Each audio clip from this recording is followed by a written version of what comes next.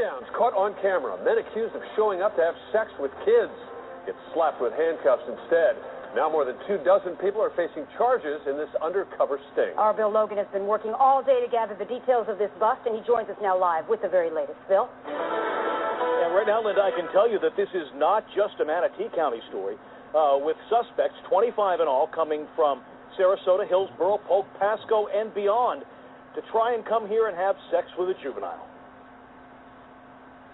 Operation Green Shepherd 3 was, in fact, the third such attempt to draw the offenders out of their web world and into the light. With detectives posing online as underage girls or boys, they returned messages from the men who wanted to hook up. Then over the past week, up to and including yesterday, they invited the guys to an undisclosed undercover house in Bradenton, where the suspects found they weren't meeting a juvenile, but the long arm of the law. And they start coming in, and, it's quite busy for really the whole week. Sheriff spokesman Dave Bristow says this time out, there weren't as many arrests, but those hauled in represented a wide cross-section of the community, with men of all backgrounds showing up. The average age this time was about 36, 37 years old. We got as young as 19, as old as the early 70s. Each of the 25 is being charged with the use of a computer to solicit a child to commit sex acts, travel to solicit a child to commit sex acts, and attempted lewd and lascivious battery. But it was clear to investigators that many of them were up for more illicit activity. A lot of them brought alcohol and drugs, and certainly that happens all the time. That's just one thing they do, and that's why we know, these guys are serious about this.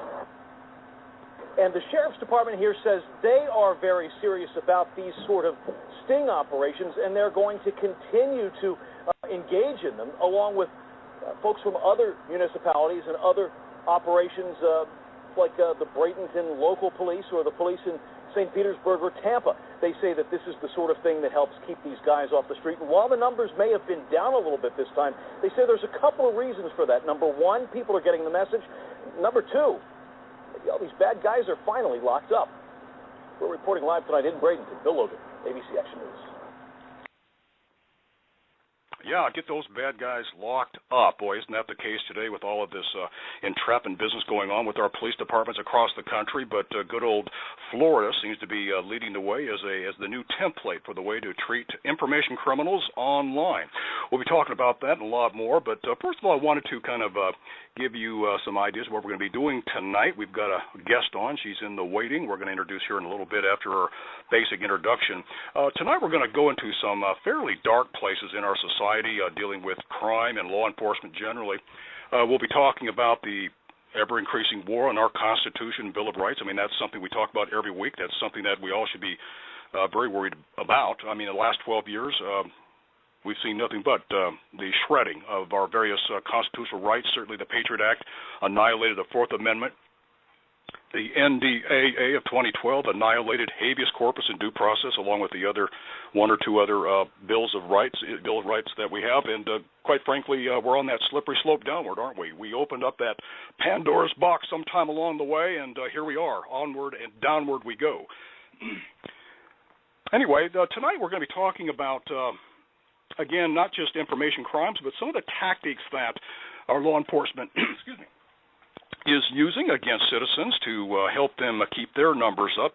Law enforcement across the country must have some kind of counting system to reward the good efforts by their officers to make sure that they, make their numbers for the week, for the month. And I'm sure some of the things we talk about tonight, you'll see that, in fact, the aggressive nature of our law enforcement today, as far as information crimes go, will be, I think, will amaze you. And we're going to get into that quite deeply as we move into the program tonight. Tonight, by the way, is a special 2-hour program. We're normally an hour long, but there's so much information to cover. We're going to try to cover the most important stuff up front. Tonight our show is called Child Porn as a Political Weapon by the U.S. Stasi police state in its growing war on freedom, activism, and dissent. And by the way, the word Stasi comes from the official state security service of East Germany back when that country existed. They were around after World War II, basically from 1950 to the fall of the Berlin Wall in 1989. But it has been described as one of the most effective and repressive intelligence and secret police agencies to ever have existed. Gives you some idea why I use that name in our title tonight. Tonight we're going to cover some ideas that you may want to jot down. In fact, if you haven't got paper or pencil, I advise you at a time to grab a writing instrument and some paper, because we're going to be going fast through some of this. We'll slow down where we can, but it's going to be an action-packed 2 hours. But keywords like LimeWire, we're going to talk about that file sharing system and what to watch out for, and maybe you should never go there in the first place. We're going to talk about Project Flickr and Angry Birds. These are programs dealing with entrapment. Also, person-to-person, that is P2P, file-sharing networks. If you've got kids, you'll definitely want to make sure that you keep an eye on them for that reason. And we're going to talk about ransom issues regarding adult online pornography sites and what some rascals out there are trying to get out of you in regard to that. But the really scary thing is that it's hard to believe that in a country like ours, at least one that we think we are, we certainly have changed, I think, from the way we perceive ourselves to be. I think most people have a mindset of the United States as a country that existed in the 1970s or 1980s. We have certainly gone through that door, that slippery slope on the other side of that door, that Pandora's box that we opened, and now down that chute we go, where today targeting of U.S. journalists, activists, and others by using aggressive spying and entrapment tactics regarding your illegal viewing and possession of certain kinds of information. Notice I didn't say video or video or pictures, but fact is, this illegal information does include pictures and videos of what essentially is child pornography. But the thing I want you to think about is, beyond that, there are certain websites around the world that'll get you looked at and certainly examined by the NSA and other agencies in the federal government. I don't imagine any of you would dare go to some of these terrorist websites. That would get you on notice for sure. But in the last few years, and the last few years defined as the last 6 years, we have websites like WikiLeaks, for crying out loud, that has been in some circles identified or named as high-tech terrorism operation. Julian Assange has been labeled as a high-tech terrorist. So the definition of terrorist sites and the ongoing expansion of that definition today to include groups like Oath Keepers, certainly includes investigative journalism increasingly, such as the Glenn Greenwald journalism today, his journalism in regards to the leak of the NSA files of the last maybe 8 months or so, and certainly even protesters are increasingly getting on the list of those who possess illegal information. And so it's not just child pornography, and I think that's the big part here, is to think about child pornography pictures and videos as just part of a larger class of illegal information that I think you'll want to be thinking about as you think about the kinds of things that you want to protect yourself from. Before we get too far along, I wanted to summarize last week's program. We had an hour program last week. I'll try to boil this down to about 3 minutes because I think that's important in relation to what we're going to be covering tonight. And that title of last week's program, Parallel Reconstruction, the New Stasi Police State Tactics in the United States. Essentially, we talked about illegal NSA spying and the scandal that has come about regarding the NSA's blanket vacuuming up of all data on Americans. That's any and all data regarding your cell phone calls, your regular telephone landline calls, online activities, your writing, your website visits, and so forth. All of that is tracked. Every single American, or nearly every American, has their information tracked these days. That's in the news. Everybody knows about that. But what I wanted to say about the NSA in the news and in the news for the last 8 months is that was all brought about by the leak of Edward Snowden, a former NSA contractor, and of course now, if you follow the news, a political exile in Russia. Good reason to be there. I'm sure he has those reasons. His leak to us showed the enormous scope and methods in scooping up nearly every citizen's information. So keep in mind that all of the NSA spying, and that was and continues to be, that we talk about today, it's in violation of federal FISA law, and the United States Constitution. That FISA law, that's the Foreign Intelligence Surveillance Act, came about in 1978, was modified by the Patriot Act in 2001, allows the government to spy on individuals who have connections with foreign contacts, and that was set up by the law, but it's been violated since. The NSA does a great job of vacuuming up almost everything that they can get their hands on. But if you thought that was bad, it gets worse, and this is what we mainly talked about last week, in that given that the NSA has gathered all of this illegal information, well, some of that information involves criminal activity by United States citizens.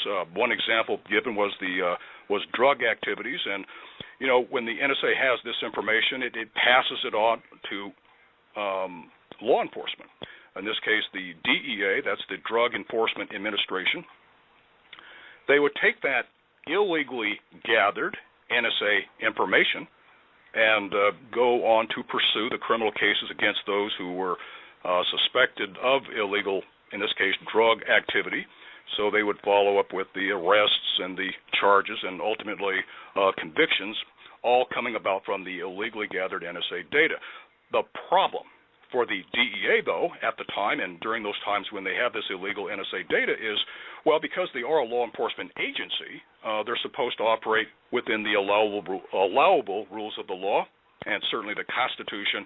And because of that, they had to do a fake accounting of how they came upon the crime in the first place.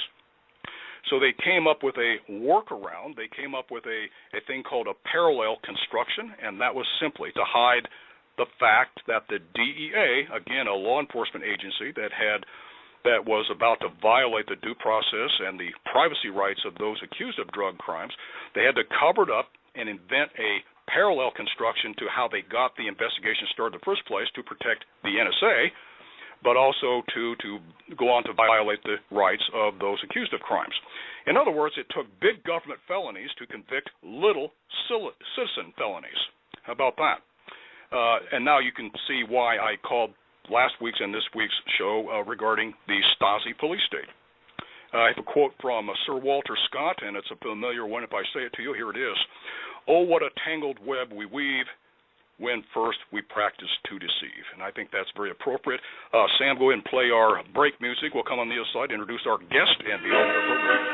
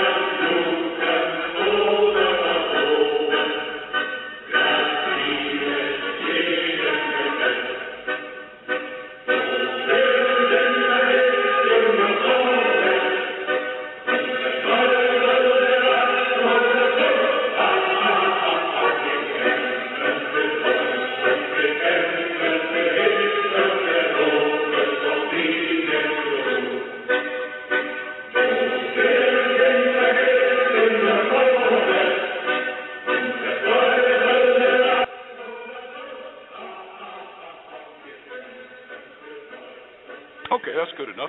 Thank you very much. This is Tom Madison. This is Activist Central Radio. For those of you listening in on the web, you can call in and participate by dialing in at 347-324-5043. And for those of you already online, should you have a question and want to get my attention, just press 1.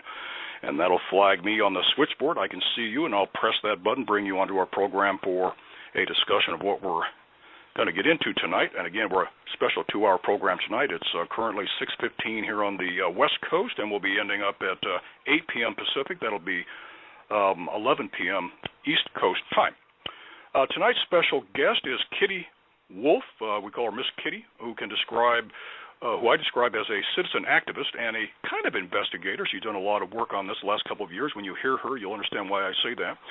But in her pursuit of exposing law enforcement over the internet tactics involving things like entrapment, spying, and placement of illegal files on computers belonging to ordinary citizens.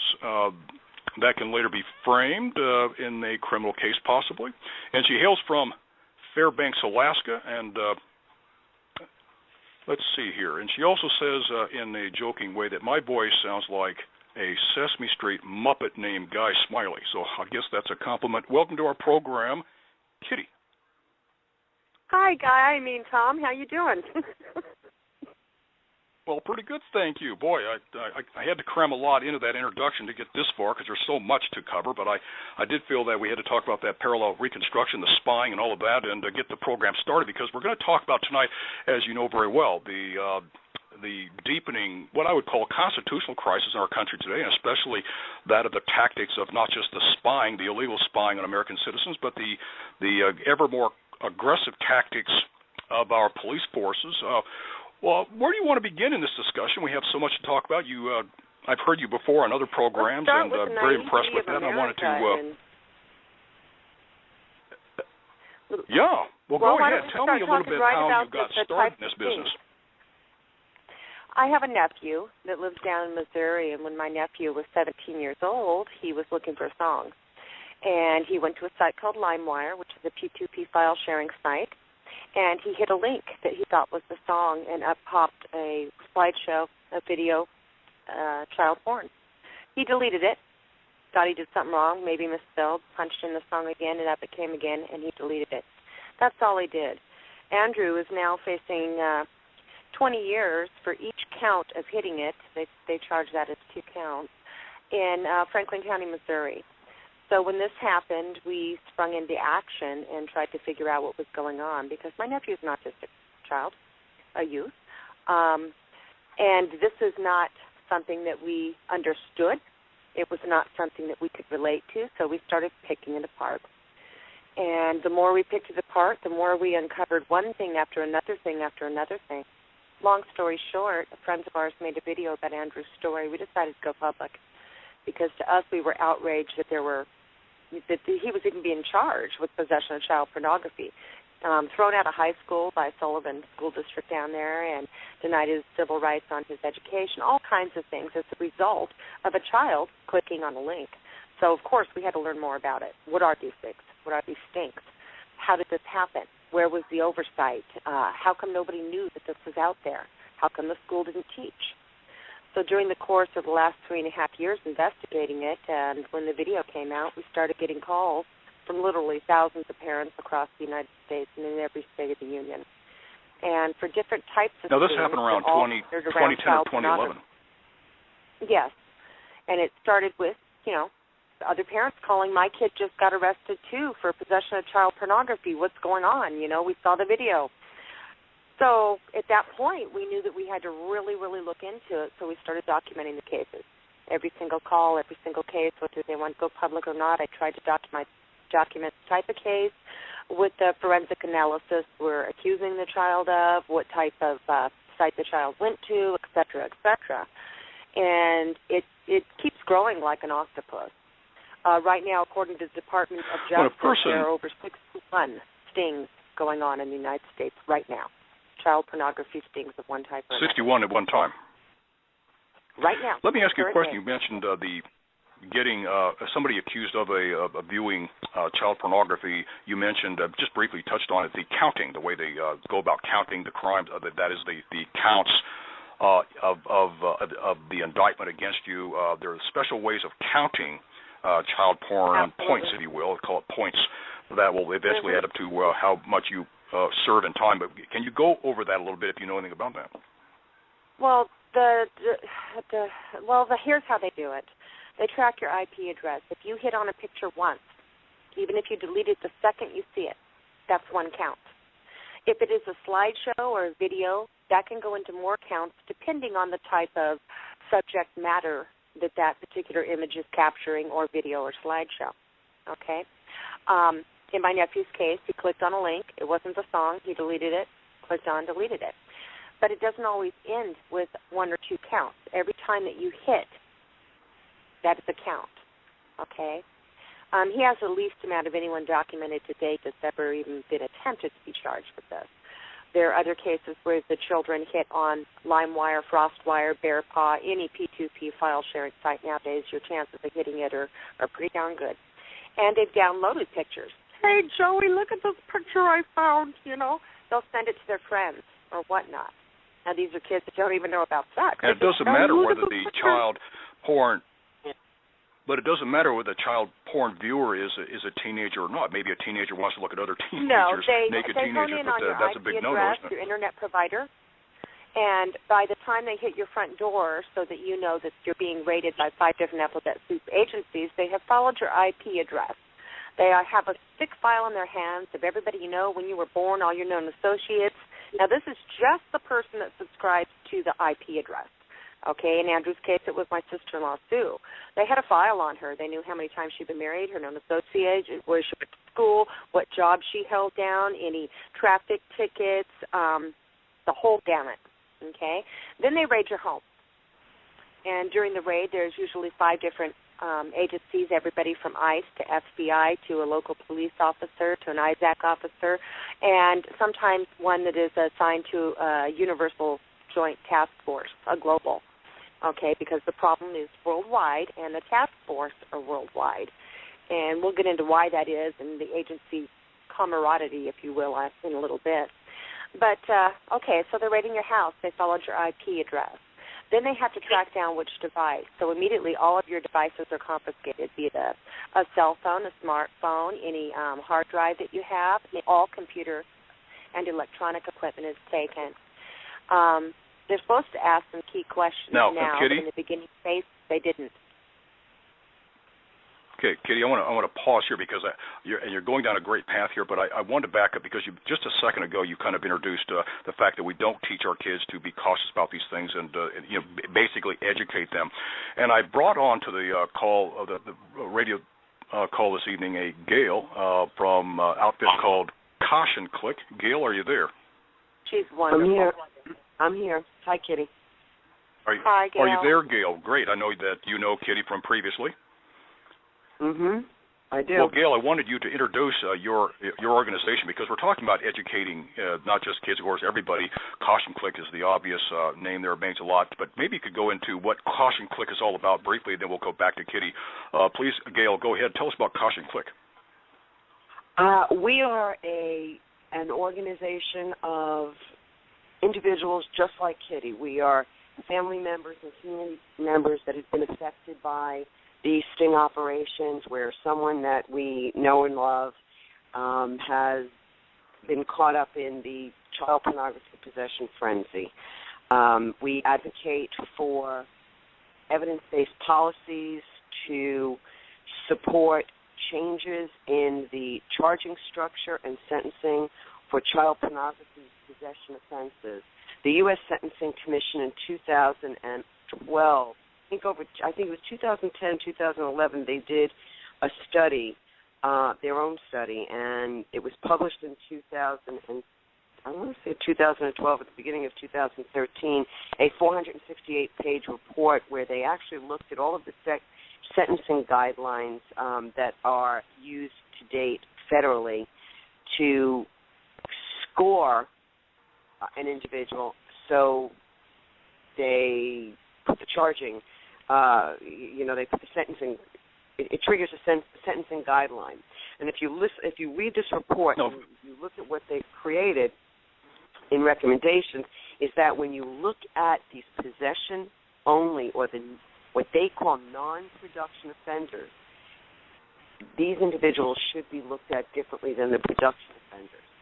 So they're saying... Okay, now, Gail, before we get too much deeper into this, basically, how do people find you? Because you're now the CEO of Caution Click. You're a national organization, and you have a website. How can they find you to get hooked up with you and start, joining the effort that you're putting forth to get these laws changed in great ways? You can just go to cautionclick.com. And cautionclick.com? Correct. And our website is currently our new website is under construction, but I believe the existing site is still up and running. You can make a contribution. Always contribution is very welcome. We need funds to do the work. But there's a lot of information on there, and it's growing all the time. We have a member call the second Monday of the month, and that information is always published on site. And if you sign up, you'll get an email that gives you all of the specifics. If we're going to have a guest speaker, a specific topic, or the agenda, it's always on there. But at the second Monday of the month, we have a call, and we talk about the work that we're doing, what's going on. We've been very active in writing, and putting information forward to the USSC. We address different legislators and provide information. Our focus at this point has been educational. We do support the guidelines and the recommendations of the USSC. Our ultimate goal and push is to have non-production child pornography viewed as a different class of offense. We're hopeful that it won't be a public registry offense at some point. It should be sentenced And tell them why differently. that's important. Gail, tell them why it's important. Tell them why that is important and why it should be why that it should way, be because the average person doesn't know. Okay. Well, first of all, if you look at this from a law enforcement perspective, a legislative perspective, or from the general public's perspective, they don't recognize that there are different levels of culpability within the child pornography realm. Just as they look at all sex offenders as a homogeneous group, thinking, everybody is the same, they are not. There are different levels of risk factors. But when you're looking at the CP, or the child pornography population as a whole, those that are purely possessors of this material have the lowest risk factors for recidivism and for the potential of having a hands-on offense. The numbers, as I recall them, I think the research still supports that someone that purely views child pornography has about a 2% or less chance of ever having a hands-on offense. And if you're looking at, whether or not they'd actually ever look at it again, I think it's somewhere 3-4%. You compare that to any other type of offense, and that's minuscule. No one's condoning the behavior. Gail. This is something. Yes? Sorry. How many people are in federal prison today? Do you have any numbers on that? Because it seems like that's going to be quite large. In fact, I would also say it's probably the biggest, newest area to grow up the numbers of sex offenders in prisons, wouldn't you say? I don't know the exact number, how many are in federal prisons or how many are in the individual state prisons, but I will tell you that last year the FBI said that internet offenses, these internet sex offenses, are growing at a rate of 2,501%, which I think is very interesting because if you look at sex offenses overall, they are going down, and if we believe if you buy into what they're trying to get you to believe and what their position and their statement is, that a viewer becomes a doer, if you're viewing this stuff as a gateway to a hands-on offense, well then why are hands-on offenses growing at 2,501%? So, not only that, but some of the cases that have been convicted are people that didn't even know that the stuff was on their computer by the sheer way that they do and conduct the things. I think, there's so much. We would need a month of Sundays to go over every single detail. I mean, the story that you told about how your nephew got involved in this, I could have changed the dates, the number of images, and the name, and it was very similar to what happened to my son. So, when people ask me, why I do what I do, it's, I was brought into this because of what happened to my son. I stay into this because of the injustice of it all. And my son wasn't even charged federally, our state case, and I'm involved at a federal level because I think we need to reform things at the federal level as well as the state level so that we can come up with something that makes sense, somewhere in between. The states will follow suit if things start coming down federally mandated. And if we're looking at risk factors, we are spending so many resources on a population that poses so little threat to us as society. And these are individuals that research also shows do extremely well in the community. They tend to be very compliant with whatever restrictions are placed upon them. So we've got a population that's more easily managed. Now you get into the mandated treatment of these individuals. And if you read, again, the research, it tells you these really low-risk offenders and these CP offenders, we shouldn't be treating them with other classes of sex offenders because we may be creating problems where one doesn't exist. So there's so many things here that we try to educate every opportunity that we have. Excellent.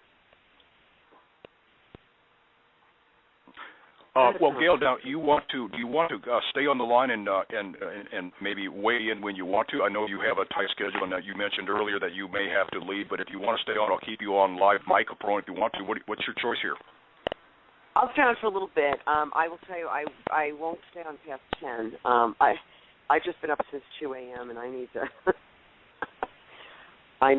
All right. Well, we'll leave the mic open with you. You can weigh in when you want to. You're on an open mic. Thank you. Very good.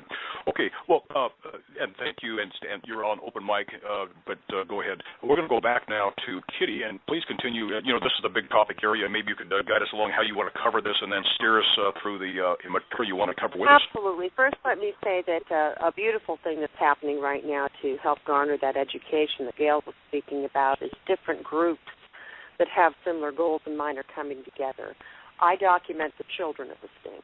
I document the ones that have developmental disabilities, learning disabilities, or sit on the spectrum. We have had every kind of child fall into this. The youngest child we have documented is age 11. Okay, so then we had to look at 11 years old, yes. What type of stings are active? Okay, well, the DOJ will let you know that there's 61, but they do not tell you what type. So you have to go through and dig through mountains of paperwork to figure it out, or put feelers out like we did for every parent that's ever had a kid in this. Call, email, write, let us know. And we figured out that not all the stings are created equal, okay? Basically what our federal government did is take a great big huge fishing net and say that they're going whale hunting. Okay, they cast that big net far and wide, and when they pulled the net in, they did get a couple of whales by the formulas they're using to go about executing the types of stings. But what they also got was a whole net full of guppies. And what I mean by guppies is, 11, 13, 14, 15, 16, 17-year-old puberty-stricken males. Okay, now why do I say that? That's the average of the children. Most of them are male. There are some females involved in it. Most of them went to games like Angry Birds. There's a sting on Angry Birds, and what that is a little window pops up and asks you if you'd like to improve your score. If you hit that link, voila, there's a picture of boobs. And that picture of boobs isn't holding up a sign saying, again, you mentioned, I'm 17 years old. I like that term you give the young men, the boys actually, the puberty-stricken. That's every guy knows what that means. Oh, come on, remember puberty, racing hormones? 11, 12, 13. When my boys were in puberty, my Victoria's Secret catalogs never made it in from the mailbox, No, I understand. Now, what is the average very much teenager what going to about. do? If we're talking 1952 and you dig in Grandpa's sock drawer and you pull out a Pete book, are you going to look? Of course you are. Well, in this day and age, that Pete book is the World Wide Web. It's the Internet. Mm-hmm. Our little Johnnies all have to have those latest devices, those smartphones. How many parents actually know exactly where their child's going? And I'll tell you what, there's no parents that are ever forewarned about the types of things or the sites that they're targeting. The reason they do the P2P file sharing sites is because of the availability of child porn, and they want to catch those that trade in it. Those that trade in child pornography use key terminology. Let me give you an example. Honeypot. Honeypot is a terminology used by people that trade in child pornography to depict a young child. It is also a Walt Disney song about Winnie the Pooh, okay? The one thing that is consistent in a lot of the stings is that there was no oversight. I repeat, no oversight. There was no consideration given. Kitty. Yep. One question I have here is, I mean, we've talked a great deal and used the term child pornography frequently, but what is child pornography? What is it? Okay, well, you're going to be surprised to learn exactly what they consider to be child pornography. Okay, there have been people arrested for pictures, trying to get them developed at Walmart, of their kid in the bathtub and daddy giving them a kiss. I have a picture of my firstborn son on a bearskin rug. By today's standards, because it does show his genitalia, the old fat little body there, leg up on a bearskin rug, that would be pornography if I put it to the web. There have been many cases of teenage girls that take selfies. This is me, this is me. That can be pornography, even if it's a bathing suit, if it is a sexually explicit position, or could be perceived as. And if you never sat down and had a talk with little Johnny about this is pornography, and most parents don't, okay? Fact of the matter is they don't. How is little Johnny going to know that when you've got Miley Cyrus out there spreading your legs for the whole world to see? We flood them with images of porn and sex to sell everything from soda pop to pickup trucks. So if your child's seeing thousands of images of that because you had to get them that latest iPhone, just like the Joneses next door, and your child hits a link, is he going to know what child porn is? Those teenage girls aren't holding up a sign saying, "Warning, I'm a teenage girl, you've now hit child porn." And what teenage boy isn't going to look at that set of tits that comes across the screen?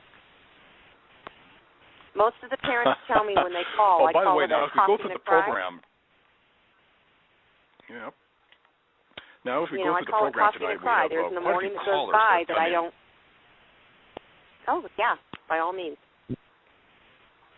Okay, yeah. So we got Chris from Florida. Chris, if you're on the line, go ahead. You're on with Kitty from Alaska.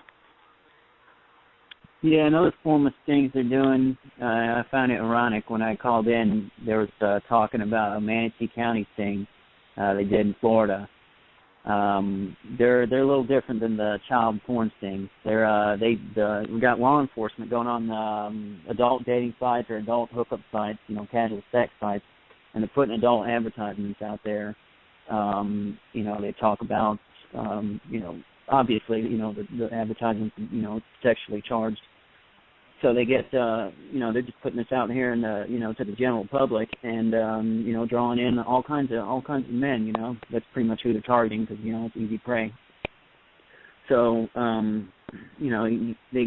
course, each chat and each thing's a little different, but the law enforcement's the one that's driving the conversation. That's one thing that's common in all of these. They drive the conversation. They set the pace, tone, and dialogue, which is actually a direct violation of their grant conditions, which is why they're conducting. Do you know somebody that was caught up in that sting there in Florida? Yeah, I am. I'm serving a sentence right now. And there's that 900. Sting that happened 10 days ago? No, it was a couple of years ago, but it's the same kind of template. They're doing these types of stings in a certain type of template. The one I was in is considered, I guess, one of the more egregious ones, which was, it was an advertisement that said two sisters, 19 years old, looking to hook up, right? And and I'm not saying all of these are the same, but this was the particular one I was caught in. And you get to chatting, and then she brings up, I introduce myself, and then they say, yeah, they're interested, and then she mentions that, I got a 14-year-old, or I got my little sister's visiting me for the summer. She's 14. Right. Are you okay with that? And then I say, okay, how old are you? Because I'm confused. I'm going to let. What's that? Okay.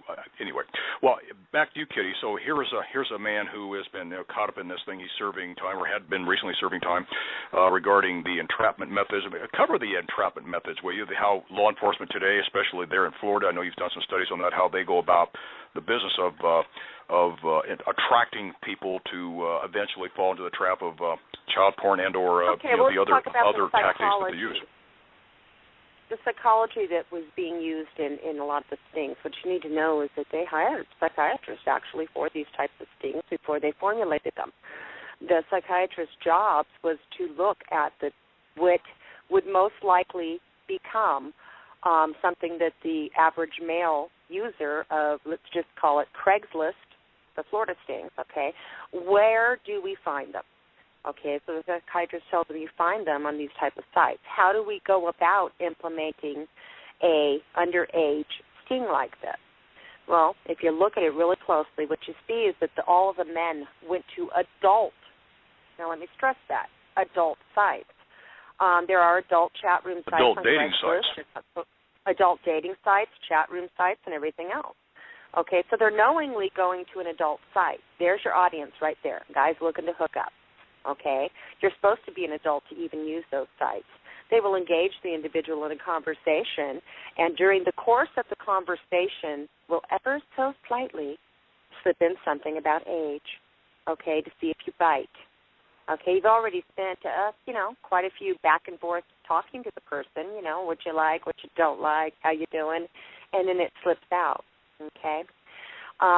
The reason that's a sting is because you're deliberately going after a market on a legitimate site and enticing them into a criminal action by the officer pretending to be, all of a sudden you were a 19-year-old girl, but now you're going to mention a 14-year-old.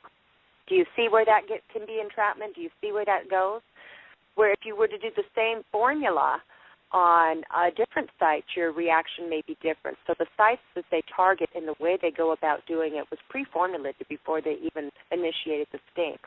But to take it home even a little bit further, it is the type of language used in the enticements, if you will, from the FBI agent on the other end of your chat room that you don't know is an FBI agent because she's a girl sitting in a Disney hotel, 19 years old, she's bored stiff, and what do you want to do? Okay? But anybody over the age of 18 is allowed to go there. That's one form of sting. Did the gentleman go out teaching the Florida sting underage operation sex? just recently reported on, as we covered in this program, dealt with, and I read about this later, in Tampa Bay, Florida, that the news station there covered the fact that a lot of these conversations from these adult sites where the FBI agent or someone in law enforcement would communicate with some guy looking to hook up, let's say, was communicating as if he were a 12-year-old, 13, 14-year-old girl, boy, whatever it is. I mean, is that the typical way it is? But why would somebody who's an adult who's, let's say, talking to this 14-year-old person, why would that, I don't understand why that person would continue talking to someone of that age. Sometimes, in one of the cases that I was talking to the gentleman about, the age was slipped in during a long feed on a chat. Okay, so he's not really even looking at the feed. He's going back and forth and just talking, In some cases, it's implied but not given a number, meaning they're trying to build up to implying that I'm an underage person. So at first you're in an adult chat room. It's an adult ad. You're specifically looking for that number. I'm 20, okay? But then is it role-playing at that point? A lot of people do what we call sexting. Okay, that's getting in a one-on-one conversation. You're sexting back and forth to each other, talking about sex and things. That's a form of online sex, if you will, say sex of the millennium here. So it's how they go about doing it that needs close scrutiny. It's the actual where it comes to practice. Get the person themselves. All right, let's pause for the break, please. Okay. I guess it's over with. Okay, we have, but, yeah, hey, Sam, cut the music, will you? There we go. That's I selected German music for our interludes, but I can see it doesn't fit our program now. Sorry about that, Kitty. Please go ahead. I like the German music. It's kind of cute. So, Florida sting is one type of sting, and they change their formula somewhat. It's a learning curve for them, too. They're ever evolving the different types of stings, and the Florida stings, they're now going to have to pay closer attention to their wording and how they do it. But these type of stings continue to morph. So by the time, you were talking Chris's sting to the modern sting that they're doing right now today that's active, it's morphed a little bit in their strategy, but not much. When you're looking at the P2P file sharing stings, that's morphed a lot. it's really kind of sad. It also had to deal with copyright laws. We know that if we download an album and somebody puts it on a P2P file sharing site and you go ahead and take that album, that there are royalties that aren't being paid to the entertainment industry. It was this premise that they did their very first things like this with on the P2P file sharing sites. The government had two problems they had to deal with. Child pornography, one, and copyright infringement, and you had lobbyists and entertainment communities, which are very big, screaming and yelling because they're not getting every nickel from those sites that are being traded by little Johnny on file sharing sites. Okay, they want their royalties. How do we control this? This is a new thing called the Internet. How do we go about getting our royalties?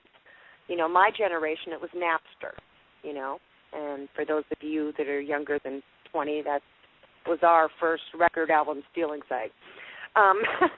Now it's a little bit different. Well, my generation was playing old 48s and the old vinyl, so I'm I'm ancient by your comparison. Yeah, I remember when songs came out. Okay, I want to bring on. High tech. You're giving our age away here, Tom. Well, I got Walter on the line. He's from Massachusetts. We're going coast to coast here. Walter, you're on with Kitty from Alaska, and it's we have some timing issues here because of distances. Go ahead, Walter. You're on with Kitty. Hello, Kitty. I'm sorry to hear about your experience, and I just want to, if you don't mind, I just want to say a couple of things. On these sting operations, I mean, it should be very clear to all of us that, you know, the law enforcement community is out of control. They justify these operations with very few of these types of offenses taking place deliberately. Now, innocent young people are being caught up in it. One of the biggest problems that I have... Yes. And one of the biggest problems I have with our government in its entirety today is they've seemed to lost touch with the fact that they work for the people. They don't tell the people. We tell them. And I think that parents, any parent, you could go door to door, and any parent that heard these stories face to face, one-on-one, they would join in your cause because their kids, especially if they have teenagers. And secondly, I think I also would like to say that I think the government is way too far up everybody's butts. They don't need to know our sexual practices. They're not hired to social engineer the American society. They're hired through the Internet. No, Walter, you want to shape that into a question. About Go ahead. you out there. From the Internet, they're claiming it all. Well, yeah, and, you know, I what do you think? Do you think we Americans should block out all these foreign sites from, you know, well, you Americans know, we have the technology accessing? today do exactly that. We have I'm going to make you all very mad right now. Okay, here's the deal. With the modern technology that we have, including the NSA, okay, we have the technology to systematically take out any of these pictures, pornographic material, child porn, before it even hits the web. But we're not using it for that, number one. Number two, this has more to do with control of the web and control of the people and feeding the private prison industry complex, which is a big, huge, fat, silly pig in our country, okay?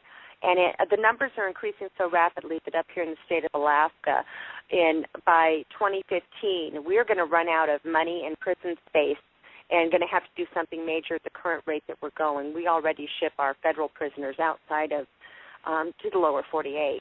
And this is the same everywhere. You have private prison industry complexes now suing the states that do not keep them full. Okay, so this has to do with lots of things. We have the technology right now, sir, to stop it dead in its tracks. Instead, we are spying on, you know, German chancellors and congressmen, and we're using this technology to gain even more control over people. We are systematically putting files together of everything you do. Every time you use your debit card, we know what you bought at Walmart. Every time you drive in your new car, we know exactly where you're going. When I started the show out, I started talking about the classification I put this child pornography into. I called it illegal information because pictures and video are a form of information, and yet, of course, calling it illegal information allows also the discussion about political websites and such as WikiLeaks and so forth and other sites that it seems like we're in that slippery slope situation. Can you speak to that, if you will? Yes, that's why I'd be interested in hearing what you have to say about that. We have several different types of web. We have the current web the average person gets on and sees, and then we have what we call the underweb. The underweb would be sites that have heavy encryption or some types of criminals would use. The government likes to overplay the use of hacktivists and activists on these sites so that it becomes taboo, because America loves to believe everything that nice lady on the 6 o'clock news tells you, okay, which is also propaganda. Today, if you go to electronic frontier, they're talking all about what is going on with the FCC wanting to monitor the news media and how they go about gathering their story. Okay, what people don't realize when they're sitting back and they just see these little clips is they don't know how to put it all together and see a bigger picture here. And there's a much bigger picture, because the technology is a beautiful thing if properly applied and used. But then when you start talking about censoring the Internet publicly, you come up with a whole other issue of problem. Okay, there's a lot of people that do not want to see the Internet censored. I'm one of those that don't believe in censoring it. I believe in educating people to realize that it's not just a pretty little laptop sitting on your nice little dresser there that you use. It can be a tool, or it can be your worst nightmare come true. Where I do draw the line, and there certainly are those that have complained that is the children they're getting. Well, there certainly are those who have argued that any laws that violate the First Amendment certainly ought to be very, very closely scrutinized, because it's all part of that slippery slope idea. Patriot Act, like I said, wiped out the Fourth, and the NDAA wiped out the Fifth Amendment due process and habeas corpus.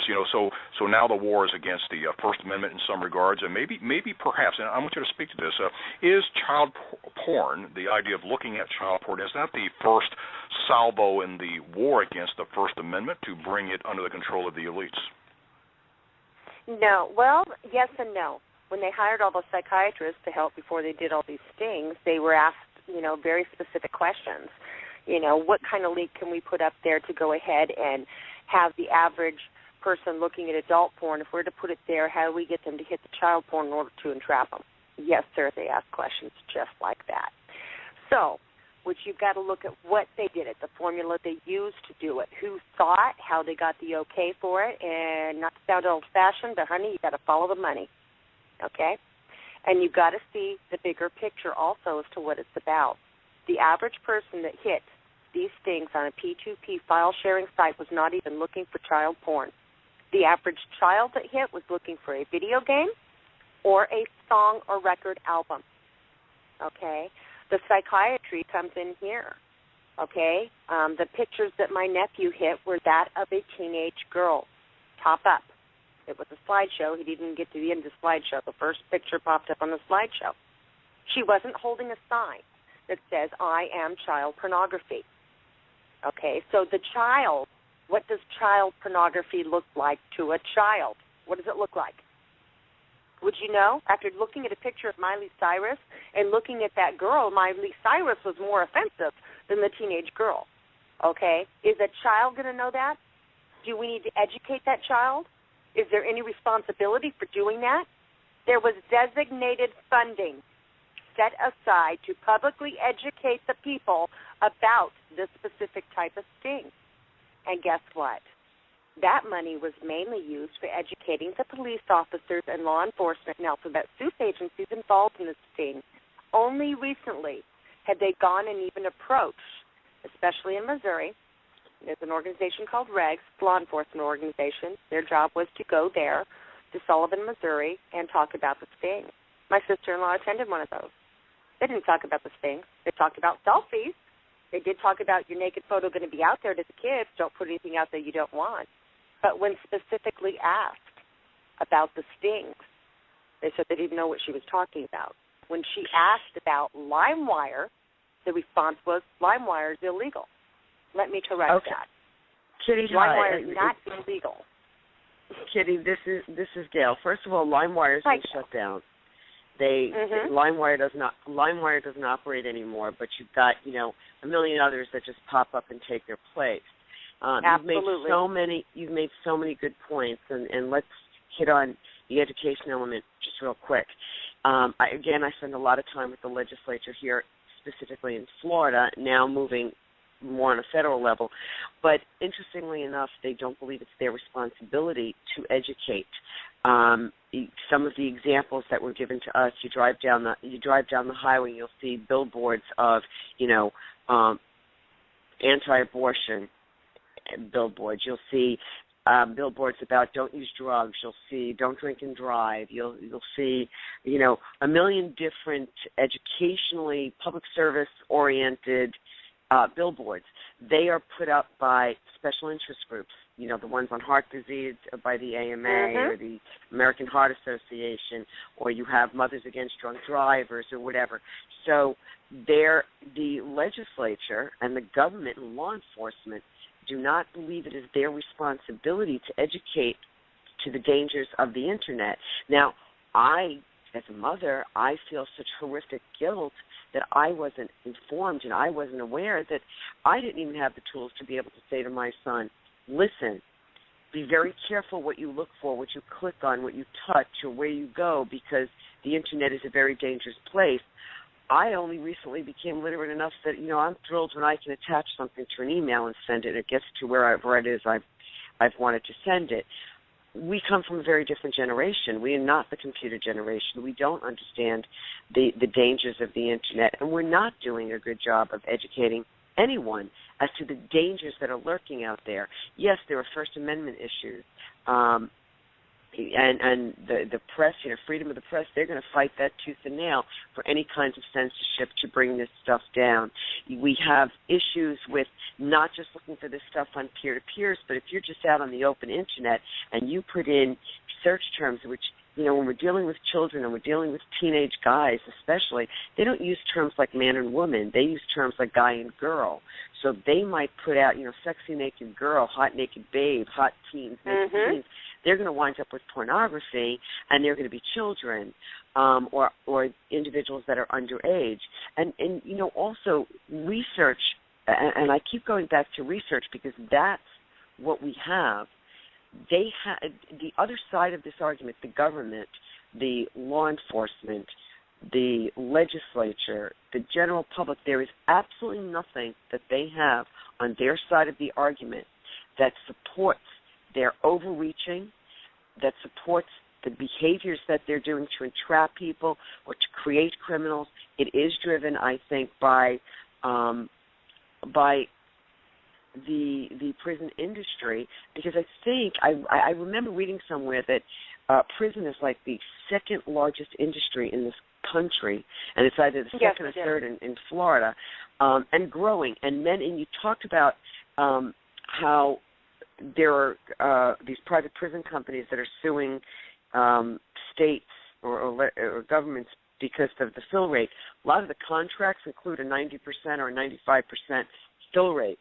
So whether those beds are full or not, the taxpayer is paying for them. So private prisons is just not a good idea. But, we call it the Department of Corrections, and this is something that there's been so much conversation about here in Florida. What are we correcting? Where, incarceration has been proven to increase recidivism, you put out better criminals. You're not changing anything. You're not correcting any behaviors. Our whole mode of punishment and crime management in this country has gone haywire. I think that this is a conversation. We've hit the tip of the iceberg, and I'd like to see it continue at other times and get more involvement. I'm gonna say goodnight. Kitty, you're doing amazing work. I look forward to working with you. Tom, as always, my hat off to you, sir. You've thank you, Gail. Appreciate it. Something challenging to talk about. check out our site. If I can, you can contact me through that. You can just shoot an email to gail@floridaactioncommittee.org anytime, and I'm happy to answer any questions. But, Kitty, keep up the good work. You're doing really fine stuff. Thank you. Thank you, Gail. And thank you, Gail. Good night. And that's Gail with cautionclick.com, and go check it out, folks. And anyway, back to you, Kitty. And by the way, Kitty, we've got some other callers who have come on the line here. Sam and Marlene. Sam from Florida, Marlene from Oregon. Either one of you, go ahead. Go ahead, Marlene. Okay. Well, one of the things I wanted to bring up, Kitty, was that since I can remember, religious zealots and very fundamentalist people have wanted to ban adult porn.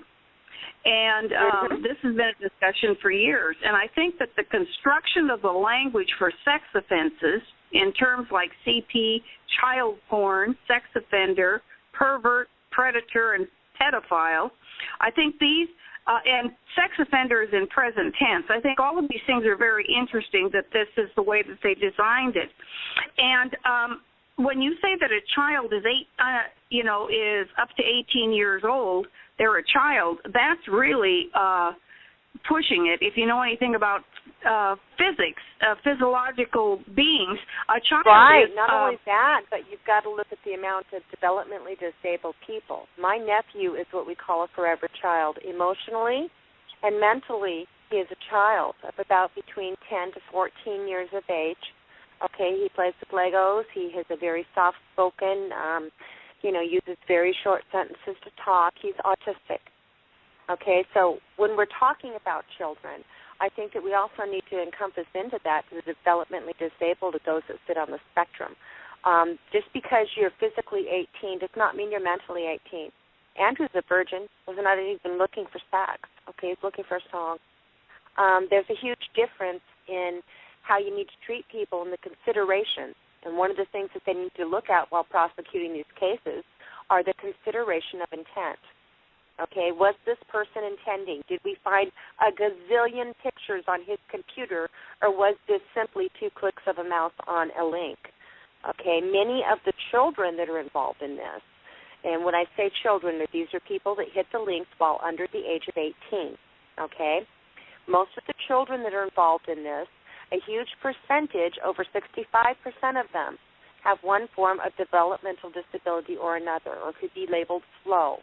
Okay, so maturely, they're not even looking at that. When you talk to the parents about these type of kids, they never taught about porn. Most of them never even taught about sex. They didn't think they had to. But they went out and bought that kid that latest gadget, but had no clue that they needed to even talk to them about what sex is. In fact, when we showed most of the parents a clip, and there's one on YouTube that you can get, what the average kid sees on a computer or a cell phone within a 1 hour period of time, how many sexually explicit pictures. Okay, we show the parents with the kids that have been affected by that clip, and they're shocked. Oh, my God, oh, my God, oh, my God, I didn't even know that was there. Okay, most of the developmentally disabled victims of this, and I call them victims because that's exactly what they are, there was a safety net given to consideration for those that may stumble across it. The assumption was anybody that hits these links is guilty, and that's exactly the way they prosecute it, and very, very aggressively. So the average, disabled person that's looking at this doesn't even know what it is. Okay, so then you get into how fair is that. So then you ask the school, do you teach it? Well, no, we make them sign a contract about Internet safety, and we do teach them how to use the computer, and we give an anti-bullying course. Well, that's all fine and dandy. Let's take the most vulnerable segment of the population, and let's go out and get them everything under the sun. Let's make sure the parents are stuck in that Bible Belt and don't even believe about talking about sex, period, and the school doesn't teach anything about it. And let's look at that clip again about what your child sees in an hour period of time. It's not rocket science. It's like the smallest, the heaviest apple on the tree. Let's go ahead and pluck everybody up in that vacuum. And that's exactly what they did. Sam, go ahead. We have Sam on the line. Sam from Florida. Go ahead with your question, please. Well, thank you, Tom, and good evening, Miss Kitty. Really interesting to hear you talk. You've got a lot of passion, a lot of facts. It's great. Three things. First, wanted to know if there was some way to reach you, Miss Kitty. I don't know if you have a website or... I do a lot of my work on Facebook.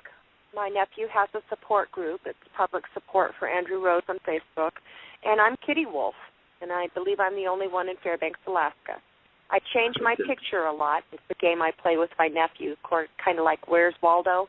It's like with Aunt Kitty's picture today. Usually they're historical pictures with a message. Okay, I'm really easy to find. All right, good. Two other quick things. Wanted to offer some research that's come out, some of it recent, one in the area of stings and the other in the area of teen sexting. The first thing, there is a private group that is tracking stings in Florida, and they're looking at each individual sting and each individual case, and they're looking at a number of pieces of information related to each individual case. They have looked at 881 specific people that were arrested in sting operations. Of those 881, less than 2% had a prior offense, a prior sex offense. So, I think when it comes to stings, to me, the only rationale that makes any sense is this idea that we're smoking out sex offenders. And the reality is, it doesn't seem that way.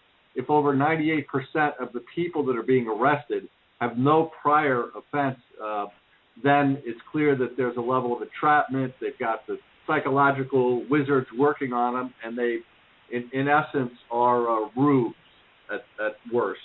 I couldn't agree with you more. Second piece of research thought I would mention, there is a study published by it's called JAMA Pediatrics. It used to be called the Archives of Pediatrics and Adolescent I'm familiar with where you're going with this, yes. Well, it's a great study. It was they went to a high school in Texas, and they interviewed 948 students, okay? And the topic was sexting.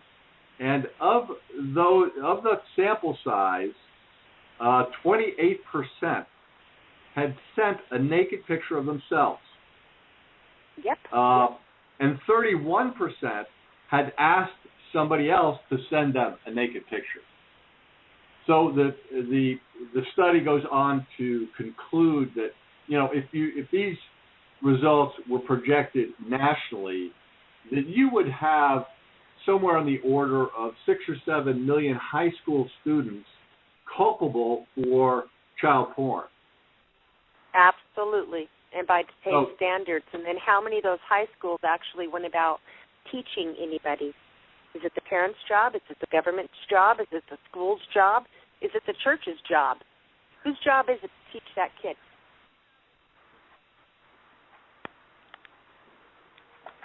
Good question, well, that's a good question, and it is a good question, and I think that it's partly answered. I think you've already pretty much answered it. Of course, it feeds a prison industrial complex. It feeds employment by law enforcement agencies, certainly prosecutors, judges, the defense attorneys.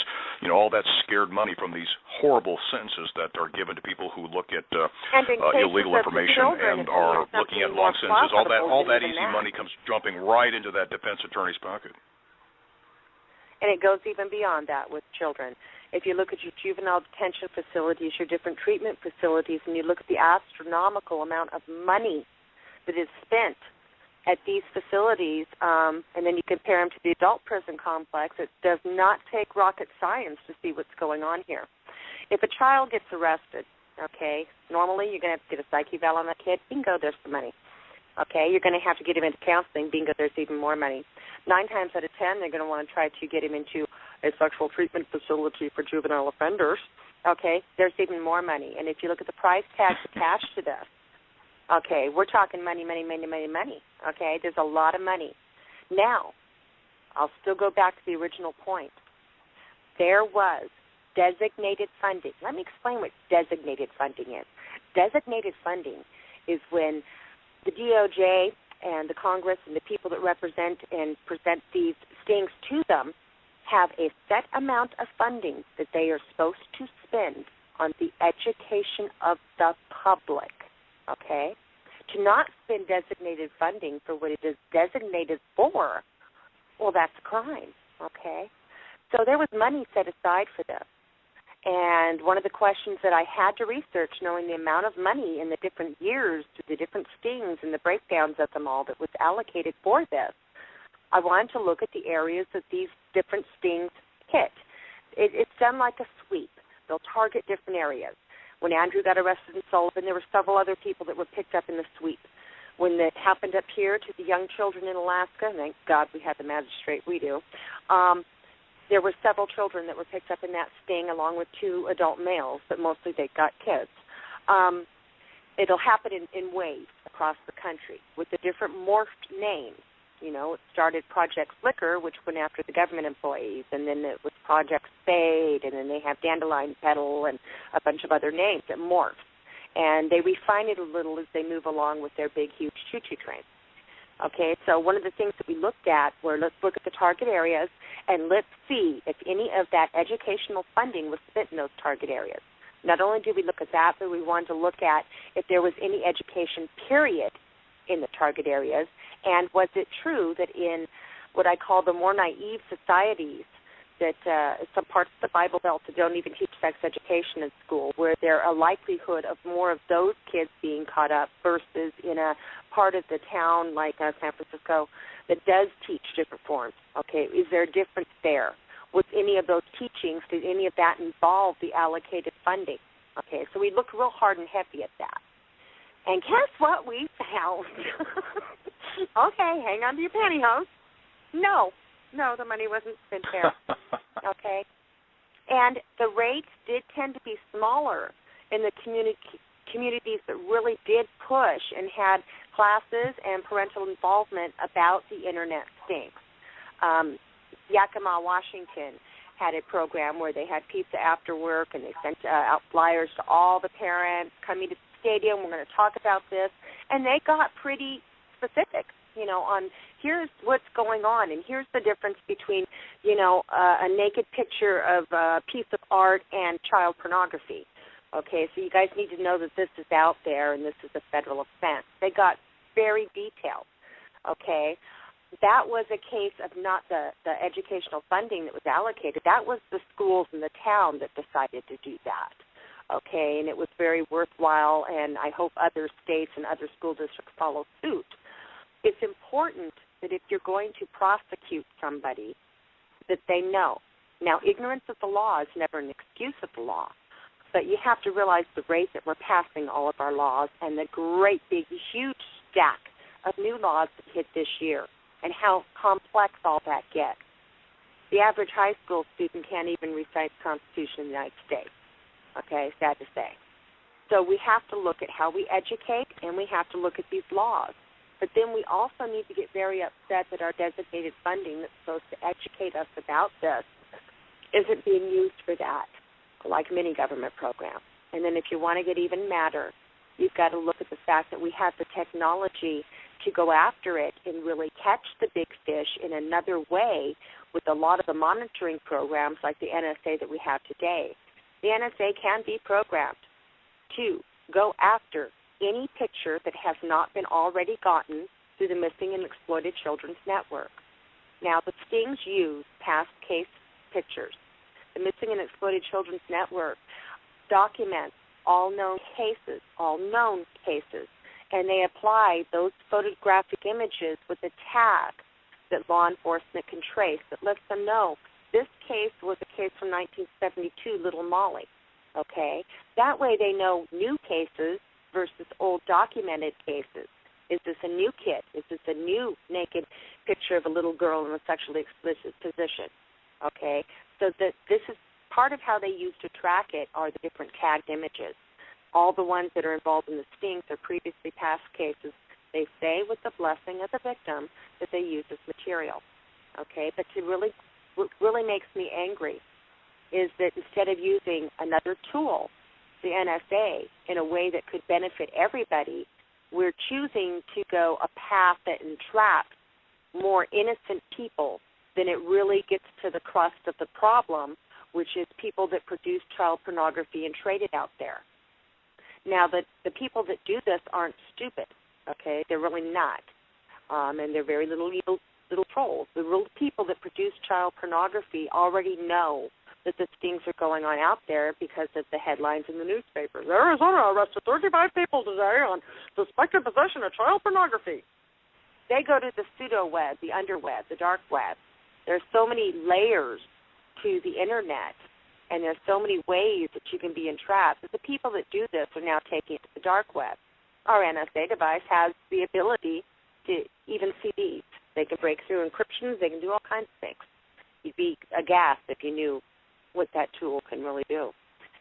Exactly. So let's take a break here why for a go moment, after just for a minute. This way?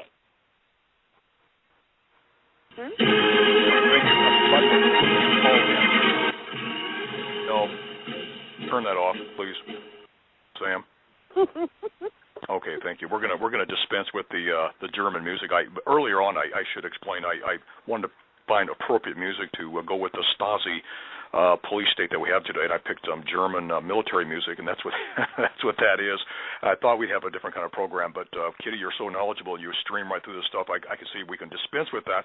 And by the way, for those of you on the line, if you want to weigh in and make some statements or ask some questions, press 1, and that'll put you in front of me, and I'll be able to see you and pick on you, and you'll come on and talk to the rest of us online here on this February 20 day, and we've got Kitty from Alaska talking about child pornography in the police state that we live in today. And by the way, we're going to go to a call, Kitty, before you continue on where you were. If you can mark the place where you were, we're going to go on with a Mike from Oregon. Mike, you're on the system here. Go ahead. Hello. Who is this? Is this not Kitty, is it? This is Kitty. Well, this is Tom Madsen here on Access Central and Kitty up in Alaska. Oh, okay. All right, Tom. All right, then this is me from Salem. You know very well who I am. Anyway, yeah, I'm on the thing over here. Now I'm looking at this thing with the 3 policemen, the parallel reconstruct. I can't get I pressed the blue button, and it plays for 3 or 4 seconds, and then it stops. So how do I listen to the program without staying on the phone for 48 more minutes? Boy, I don't know, but perhaps, Sam, maybe you could communicate with Mike on how to do that. Mike, I'm going to put you back on hold. That's true. And right. Mike, thank you, but I'm going to have Sam maybe help you with that. We're going to go back to it. Anyway, we'll continue on here, and I want to bring on a Derek from Ohio. And Derek, go ahead. You're on the line. Yeah. Hello, Kitty. Hello. I wanted to ask you a question. Maybe you can answer this.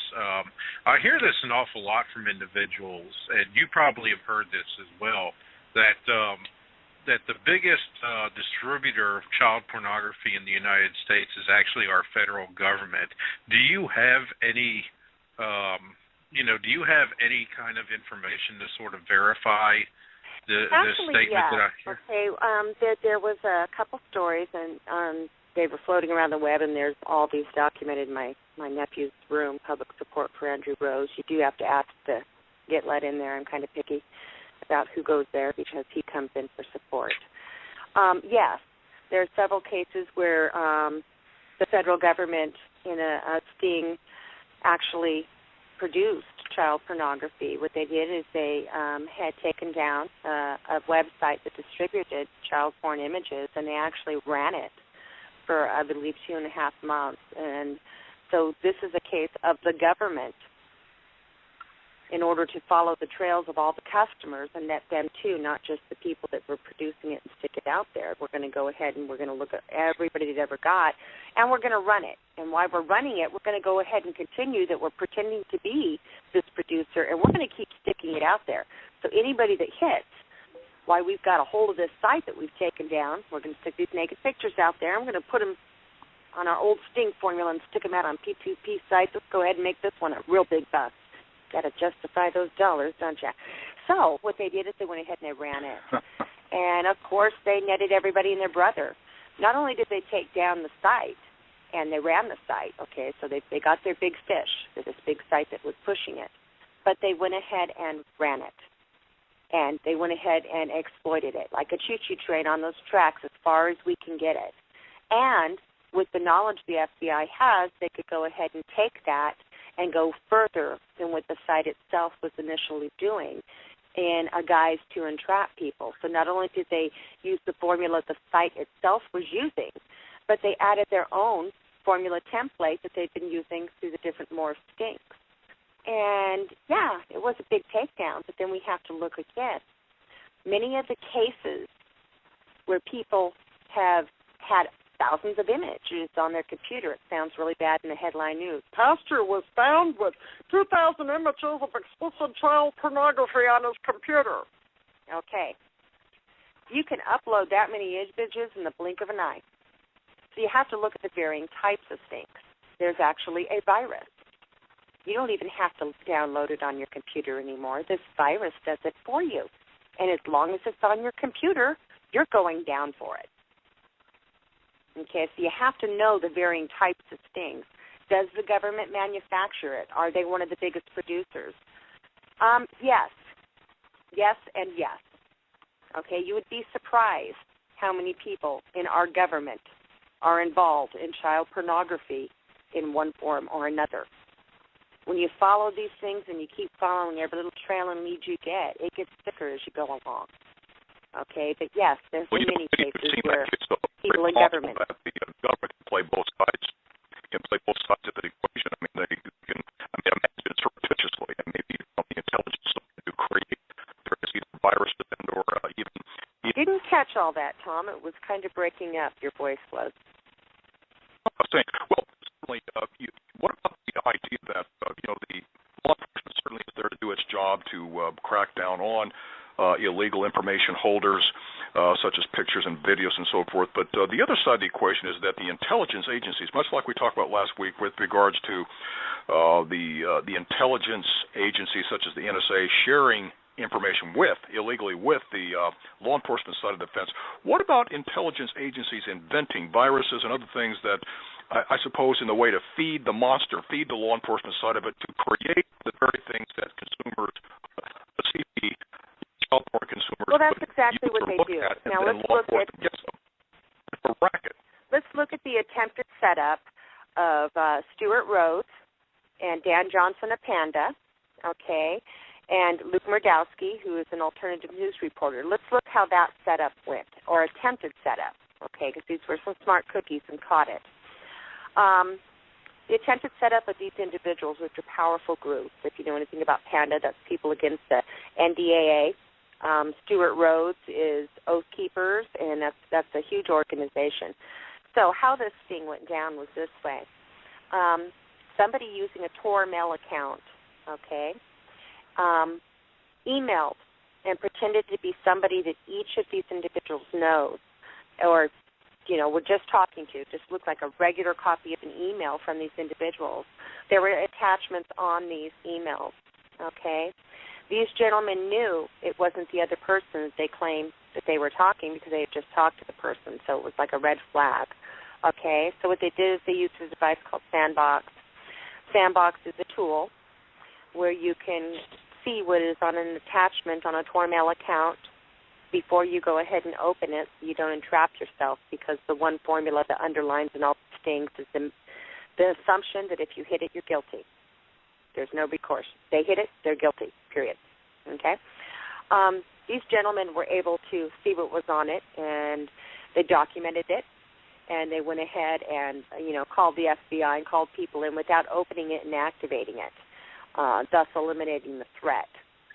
The belief was that somebody else that had their computer confiscated with suspected child pornography, that it was indeed the federal government that was going after all of these accounts using the information gleaned from the seized computer.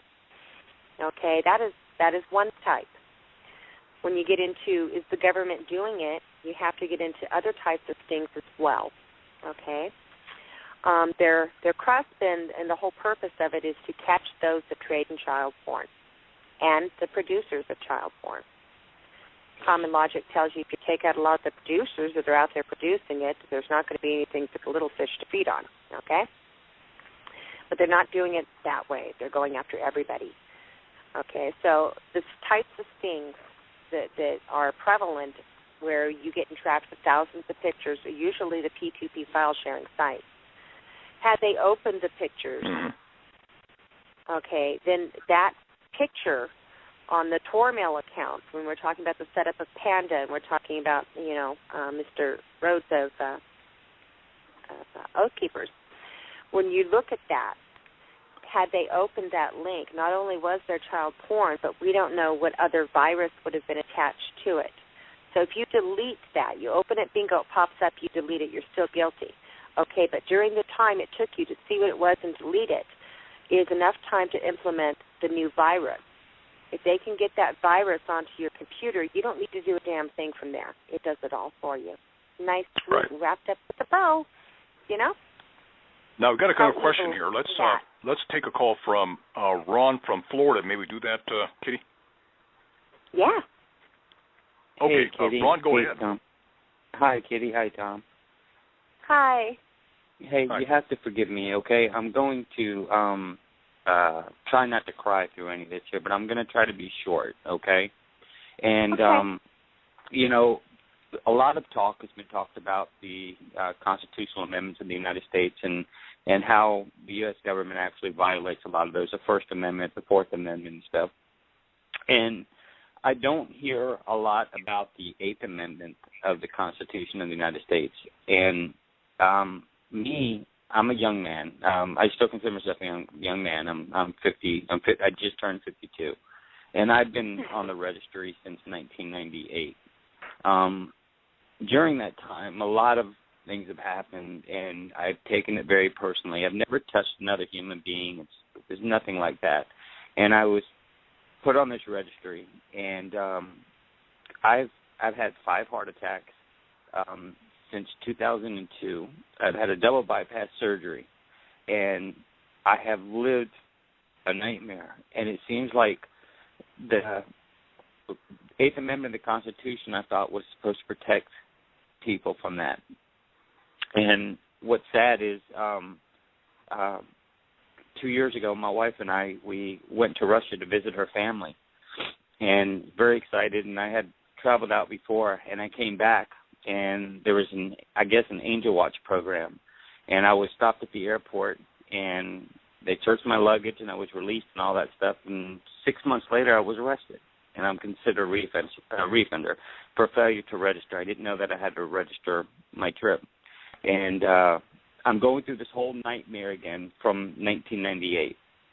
This whole thing, costing me everything I have. That's part of to what defend Caution myself. Click is trying to change. I'm sorry that you have to go through that. And I've always been very, very careful to make sure I do everything that I'm supposed to do. Always try to be very, very careful. And there was no intent on my part to do anything wrong or anything like that. I just went to be with my wife and her family and to meet all her family for the first time. And it's just, with my health the way it is, I just don't know how much more it is I can take. And suicide has always been in the back of my mind, always, because there's got to be a better life than what I'm living now.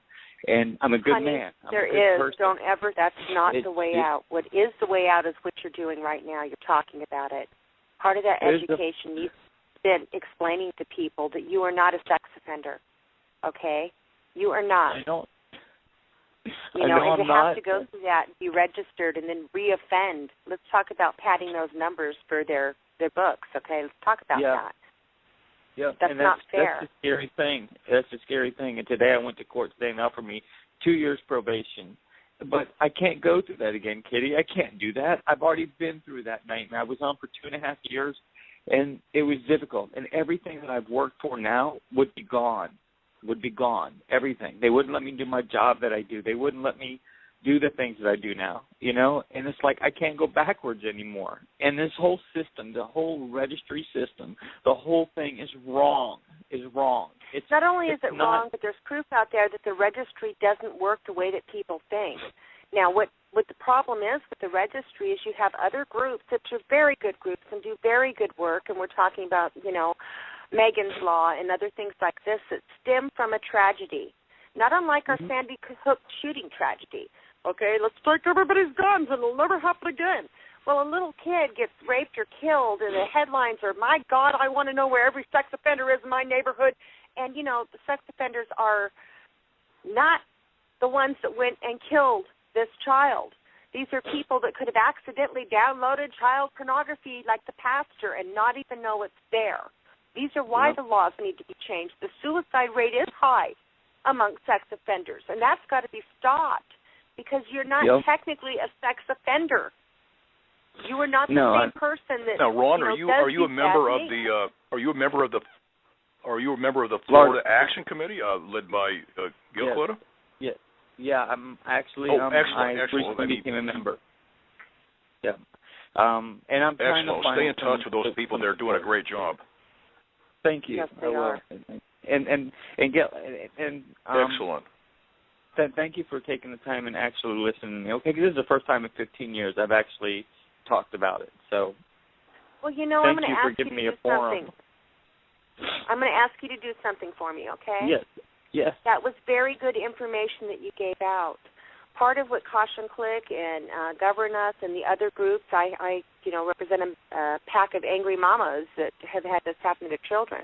One of the things that we need to do in order to educate the people is we need to go to the types of groups that will go ahead and push the legislation for this type of law to take place, like the Adam Walsh Law there in North Carolina, okay? Not everybody needs to fit under that umbrella of sex offender, okay? My nephew doesn't even know what sex is. He's a virgin. He's facing 20 years in a sex offender tag for the rest of his life with 2 clicks of a mouse.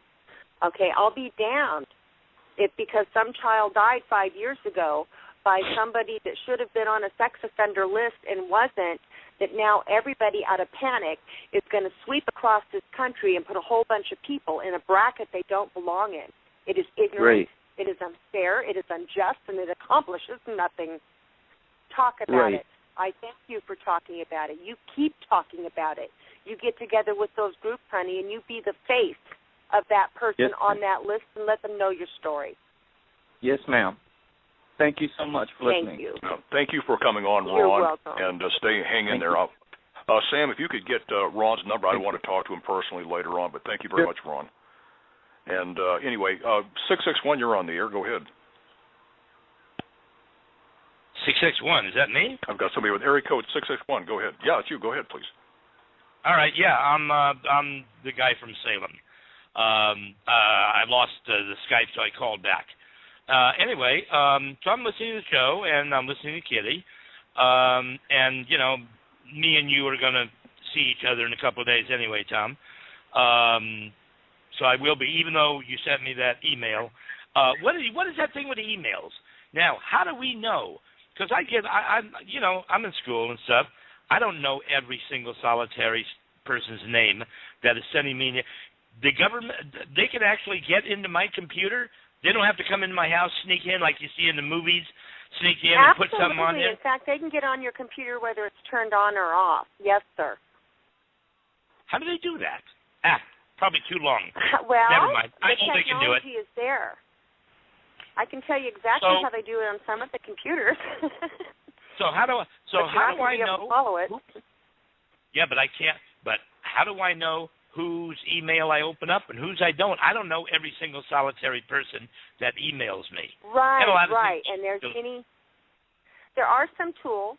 They're commonly referred to by the government as hacking tools or other forms, but they're invented by people that are activists and things that need to know what's going on. One of which is called Sandbox. Okay, and you'll find it under. I think I'll post the link to Tom after the show. But there is a device. Yeah, I think I looked it up. I think it's sandbox.com or some outfit. But do a Google on it, search engine on it. Sandbox. It's a way to safely look at email. That way you get a pre-peek at it without necessarily having to open it up on your computer. Isn't that right? And that's just one. But you have to understand the government doesn't like these things either. If you use these things that are considered hacktivists or activist tools, we label things. Our government labels terrorists and everything else, this is getting into what they consider to be the dark web. Right now there's a war going on, people, and it's a war for the Internet, okay? It really is. And you have to look at the varying levels of the Internet. It's layered like a layer of a sandwich, okay? There are many different layers to it. Most people just hit the first layer. You want to go to eBay, you want to get on there to do some email, maybe you want to get on YouTube, a couple of social sites. That's the regular web. They're also attacked on a regular basis. But then the people that try to get the word out about different events and different groups, they're targeted. They're terrorists in the eyes of our government today. And they have different forms. They're able to decoding and other things to make different layers to that web, different sandwiches. The web is the fastest evolving thing on the face of the planet, folks. Okay, there are many layers. But if you are somebody that is involved heavily, or do you feel that you will become a target, there are very good sites out there that you can go to. I'll post some of those after the show with Tom. Okay, they're good sites that you can go to that give you information. There are devices that parents can put on their computer. I mean, go out and get that iPhone, people, but there are devices that you can put on there, too, to protect little Johnny. If you want to play totally ignorant and say, we didn't know, great, all of us didn't know. The money wasn't allocated and spent right. Okay, so what can we do? We can protect ourselves with canine protection for kids. Okay, granted, they're not going to be able to look at all the YouTube videos and stuff, but, it's better safe than sorry. I feel for the people out there. I really feel for what's going on in America, and I feel for the types of attacks that we have. And I really hope that people do pay attention, do use their Google, do some research, look into things. I thank you for calling and asking. I'll be right here. I hear whispering. That wasn't me. That I actually called on somebody that may not have known that I'd called on them. So the problem with the Blog Talk is that when they press 1, I see them, but they don't press it again to take themselves off the list. Those of you. Anyway, but no, you've been very informative tonight. But, getting back to this idea of revenge email, and of course it gets into the sandbox topic, how to protect yourself. But, if somebody wanted to get you, they knew how to get you. But you mentioned last week we had a conversation. You yourself, you have gone to the ultimate limit in protecting yourself. Could you cover that, please, how you have built a wall around you that does the best it can to protect yourself? Go ahead with that. I've got friends in low places. I am a self-taught on the Internet person, but I have a lot of friends that are activists that do different types of work. And I run a very stripped-down system. I don't go to a lot of places. I'm very open about where I do go to, and I don't open anything I don't know. I even quit using my email altogether because since we started this research 3.5 years ago, I have become a target. Big fun. Let's get this woman to shut up. How we can get her shut up? Let's take her out. So there are different things that you can't. Well, you're sharing all those trade secrets. Well, I'm networking with other parents. I'm networking with other people at the Sting. I'm networking with other groups to try to change it. When you see something that you don't understand and you don't think is fair, and you realize most people don't even have a concept that's out there, you've got two choices.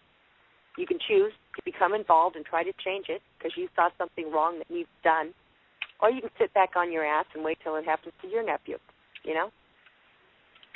or somebody's crazy aunt. Well, I do understand that. I'm starting to now We've got about 20 minutes left in the call here. I'm going to open up a few of the lines here for anybody that wants to speak up to. Go ahead and talk to Kitty. I've got Derek from Ohio on the line, and speak up if you want to, but you don't have to, of course. And we're going to also allow Chris from Florida to weigh in as well, and Walter from Massachusetts. The three of you are in. Go ahead. Anybody? Hello, this is Walter again. Hi. Go ahead, Walter. Hi. As I'm listening here, there's another thing that people need to know about who do use desktop computers, and a lot of the ways that these files are snuck in to people's computers they are uploaded as invisible files, so you will never see them. And the way to determine that is with the Macintosh, there's always a dot before, a period before the file name. And I'm pretty sure it's a similar thing on Windows machines as well. Linux, I know, is a dot because it's a Unix derivative, as is OS X. And you can find out how to show invisible files. Just Google that. Show invisible files and then add your operating system there. And, you know, it can be quite time-consuming, and you have to be careful because there are some legitimate invisible files that are placed there by the operating system that the operating system uses. However, one little trick that I learned is the file extension will usually be either a JPEG, JPG, a GIF, GIF, or a PNG. Those are the ones. If they're invisible, boy, you better take a look at those and get them off of there quick if you find that they're not part of some application or the operating system's graphical interface. That's one way a lot of people have been bagged.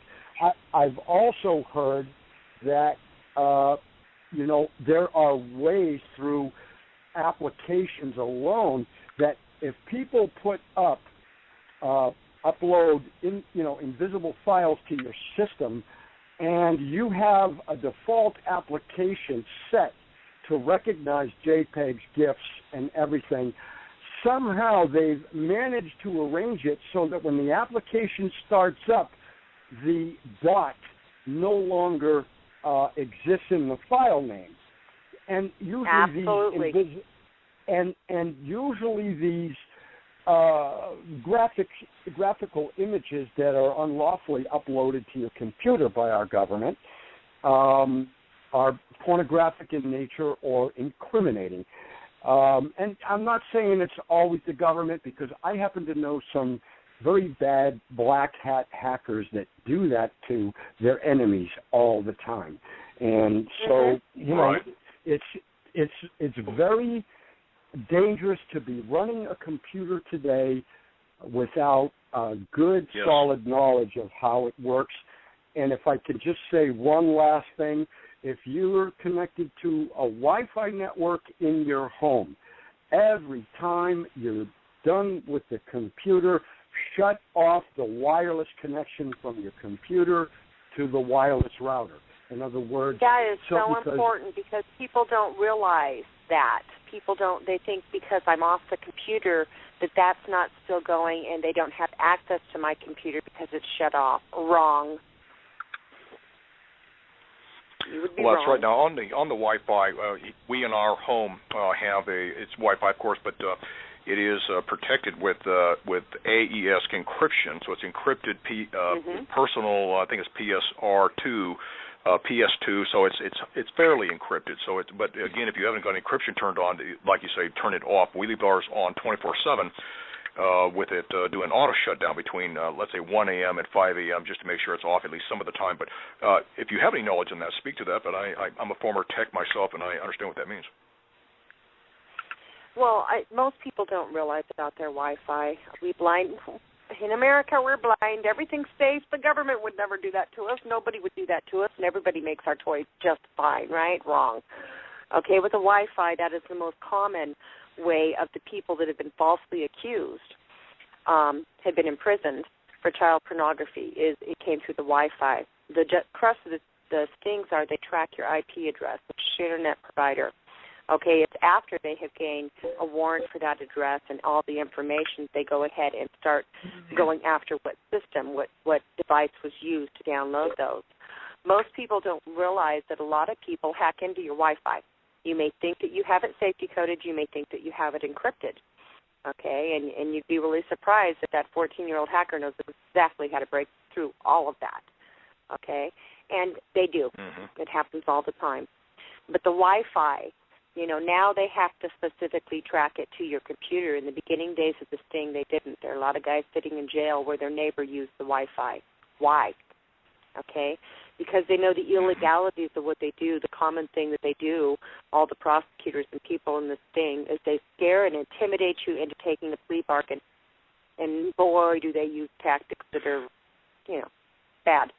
But that's they have to have the numbers in order to justify the funding. So the most common way that people are convicted is a plea deal, whether you're innocent or not. When that prosecuting attorney's looking at you saying, the jury's going to see 5,000 pictures of child porn, and most juries don't even know enough tech information to digest what they're hearing. Now let's talk about ransom. You had on another show you had done. I remember hearing you talk about how there are some outfits out there that if you go across a pornography site that's an adult site, you can get involved with them trying to get ransom from you. Please cover that. You don't even have to go anywhere. Part of the virus that goes around is ransomware. A lot of people have struck this, so let me explain how it works. I'm on my computer, and all of a sudden an FBI symbol pops up on my screen.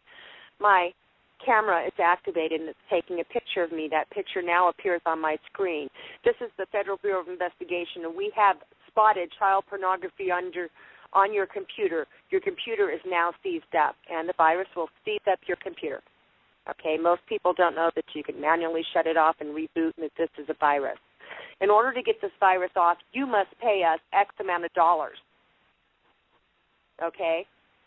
And we are right now informing the FBI, we're informing and going after you. So you call the number that they print up there. Okay?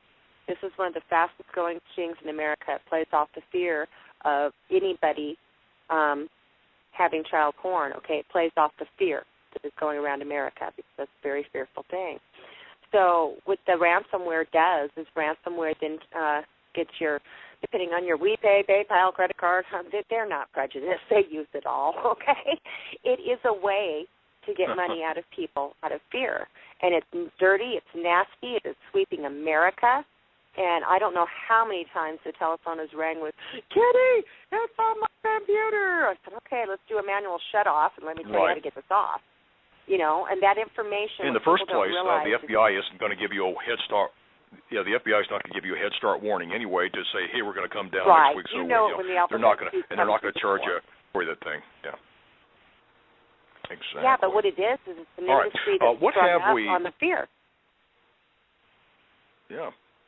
Now, what is it that we haven't covered in this program? We've got about 12 minutes left before the hour runs out. What things should we be talking about that we haven't yet?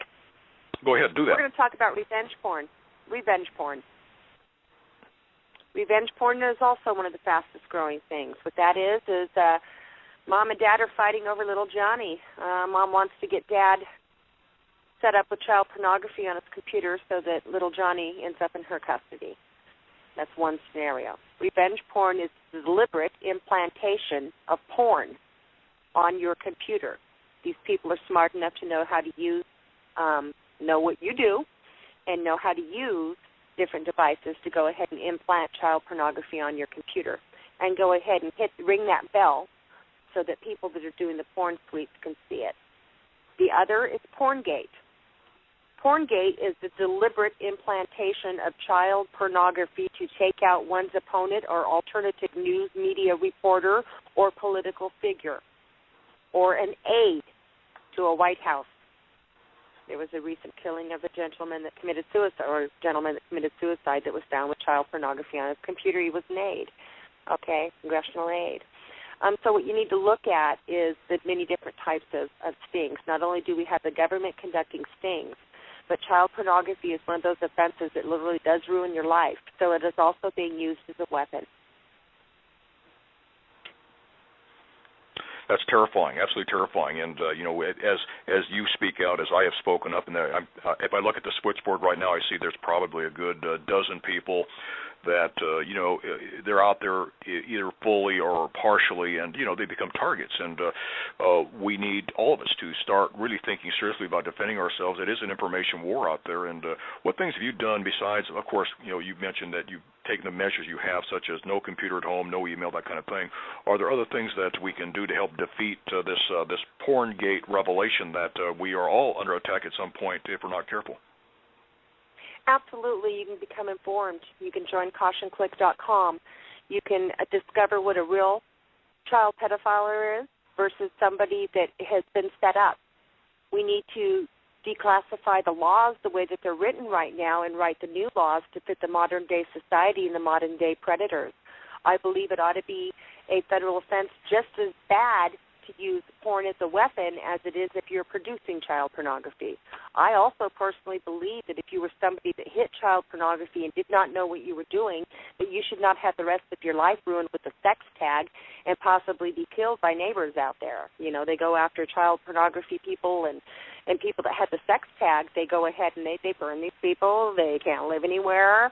You know, that you want to hang them high because of the stigma attached to that. Well, stigma only exists if nobody talks about it, and I'll be damned if I'm going to ever come across that as a weapon or see anyone else fall because of our ignorance of not wanting to talk about subjects we need to be talking about. When we turn a blind eye and let governments run rapid things, we have a problem.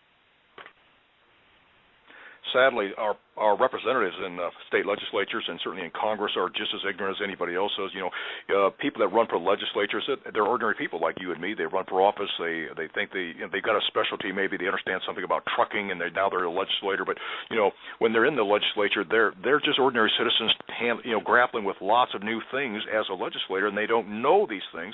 So I guess all of us are really should be thinking about educating those legislators. If you have the ability, one of the things that I have the hardest time doing, and I've learned to perfect it because I've been doing it for 3.5 years now, is I have to explain all of this to the mindset of a child, okay? So if we use those same tactics to explain it to legislatures that have no clue what we're talking about, we go all techie, all they hear is, wah, wah, wah, wah, wah.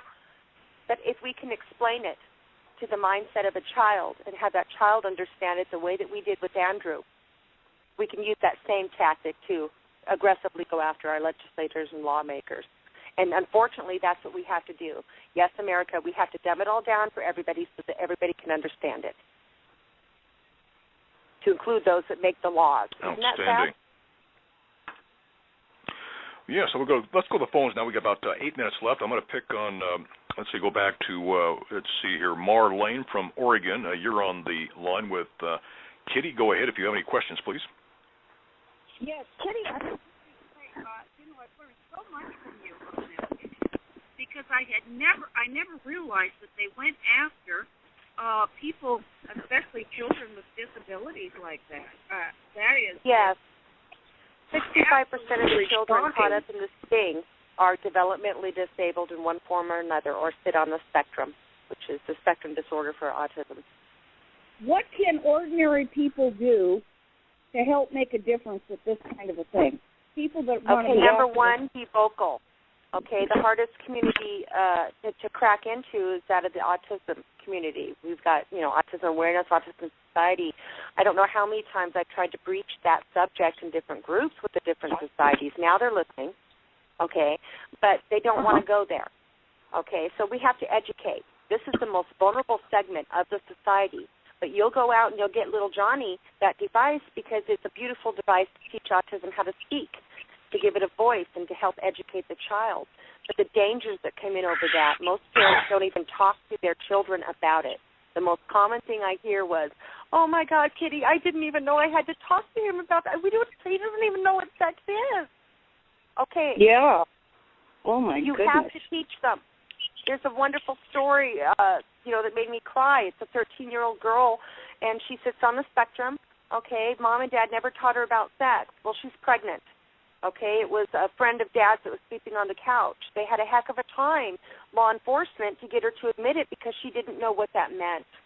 Okay, we don't think we have to teach our vulnerable ones. We don't want to live in a world where we do, but we're already there.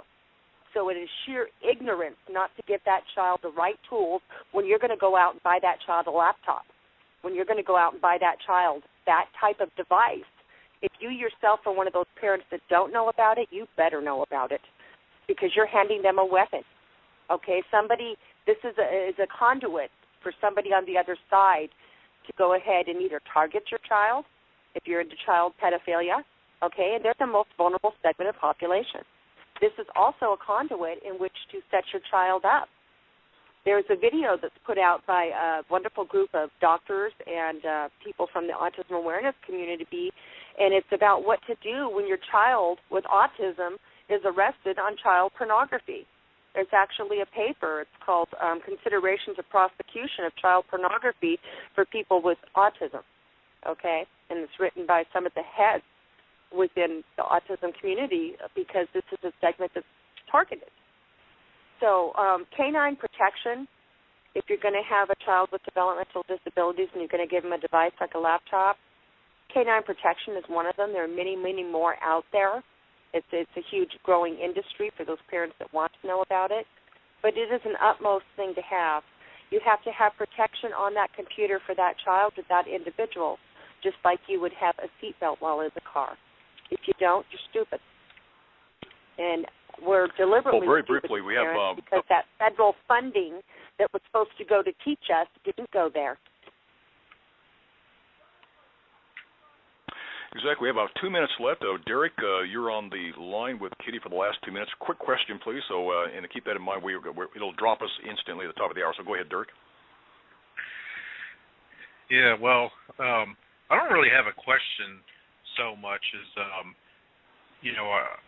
I would like to know, I would like for you to be able to, to tell, individuals, a little bit more, about the various stings. I know you don't have time tonight, but, I know I've talked to you about possibly writing, collaborating on something for, for my website. I was wondering if you had any of this information online that people can look at in the meantime. I do. It's in my nephew's private room, but cautionclick.com. I'm networking with Gail and with, Jackie Cook and Rita and a few other people from there. Also, governus.com is a website that is been started out of Florida it has multiple chats for the different types of stings. I literally have been kept so busy I haven't been able to upgrade a lot of the files and stuff in there, but these are sources you can go to. And we're going to be adding a lot of my files that I have into these rooms when I get time. So I've been working on that. I suspect there's a book around the corner, sounds like. I don't want to be the one. I never wanted to be this. I never, ever wanted to be this type of an activist. I'm a very reluctant one, but I have a nephew that I love very, very, very much. And it led us on this path. All right. He faces trial May 5th.